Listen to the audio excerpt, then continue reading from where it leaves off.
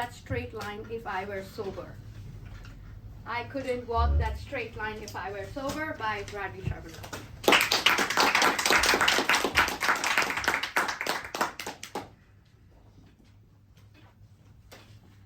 I couldn't walk that line if I were sober.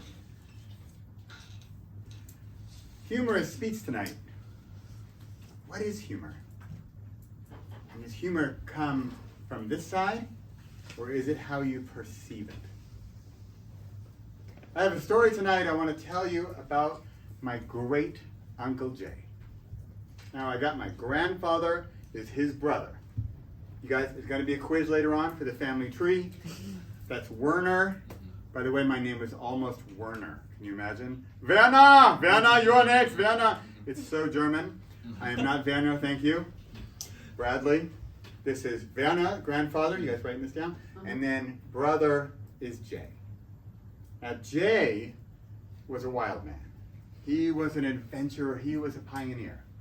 He was a doctor. He just passed away. He was 102. And he was a doctor, and he first went to China back in who knows when, before it was sort of cool to go to China.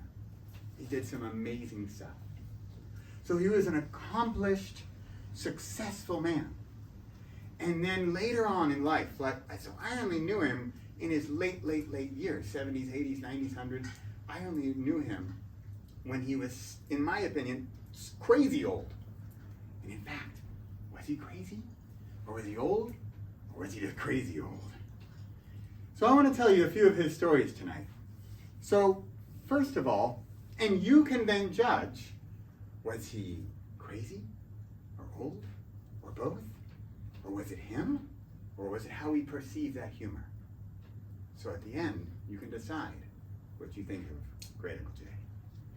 First of all, he had an amputated finger. Now that could be a bad thing, but can humor sometimes turn something bad into something good? He'd go around, especially to the kids, they loved this, and he would put it in his nose. And he'd go around to the little kids, he loved the ones who didn't know this trick. And he would say, "Oh my God, oh my finger's stuck in my nose. Can you help me get it out? Just pull." And the kid's like traumatized, like, "Oh, who is this guy? What is he? His finger's stuck in his nose." And they're like, I'll help you, great Uncle Jay, I'll help you. And they pull it out. And you would expect, of course, that the joke is over, but he really doesn't have a finger anymore. So the little 4-year-old over there is traumatized for his entire life because the finger is gone and it's in Uncle Jay's nose. So, senile or just a fun guy? It's up to you. How do you interpret his actions?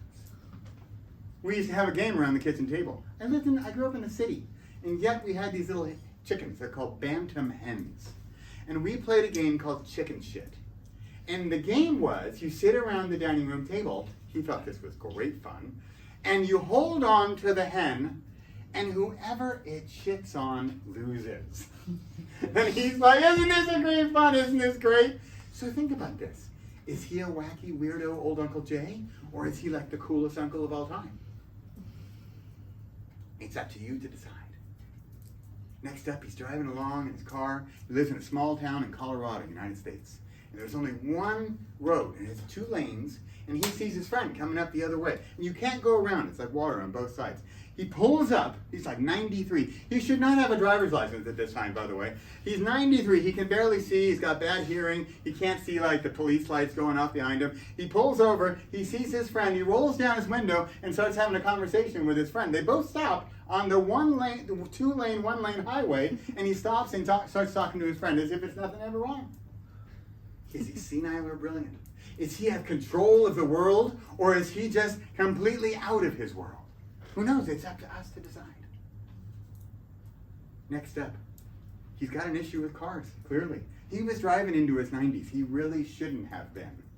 He's driving along, and he gets pulled over by the cops. And they pull him over, and he definitely had been drinking, because he went to this Mexican place in the town. And he had been drinking, and they pull him over and says, "Sir, we're going to have to get your driver's license and registration, please." And he hands that over. And then they say, "Sir, we're going to need you to step out of the car and walk on that straight line." And he says, "Officer, I couldn't walk that straight line if I were sober."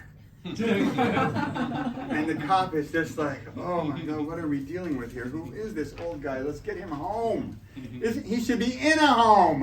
What are we doing? Oh, I'm having a bad night. Come on, just let me go." And so the police officer doesn't know what to do.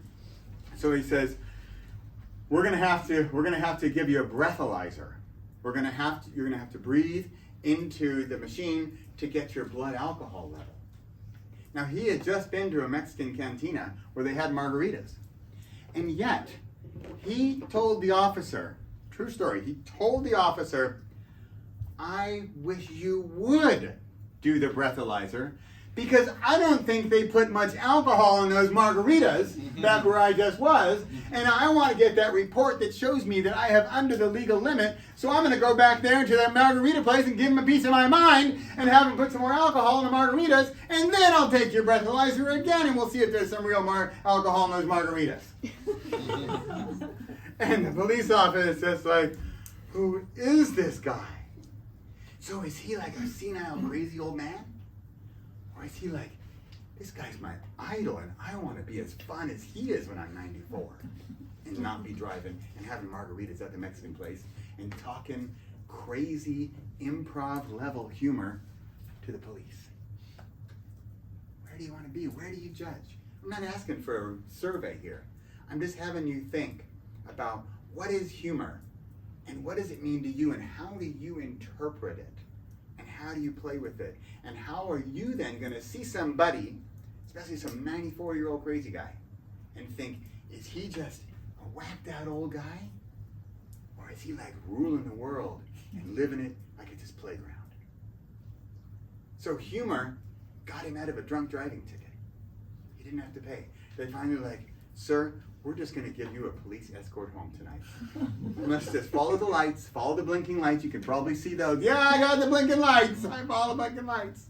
And he made it home. And that's how humor got him out of a drunk driving ticket. And we get to hear his story. And we then get to see, how do we judge humor in lives? And how do we see people differently? So you can think, are they crazy old people? Or are they ruling the world? Contest chair.